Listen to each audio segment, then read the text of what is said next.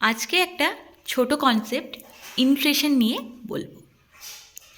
ইনফ্লেশনের ক্ষেত্রে আমরা কি দেখি? কোনো জিনিসের দাম বেড়ে যাচ্ছে। ধরো আগে একটা জিনিস 100 টাকাতে পাওয়া যেত, এখন ওই জিনিসের দাম 125 টাকা হয়ে গেল। তাহলে কি 100 থেকে 125 কি হলো? প্রাইসটা রাইজ করলো বা প্রাইসটা বেড়ে গেল। আমার কাছে ধরো 500 টাকা আছে, জিনিসের দাম 100 টাকা করে, তাহলে ওই 500 টাকায় আমি আগে কটা জিনিস কিনতে পারতাম?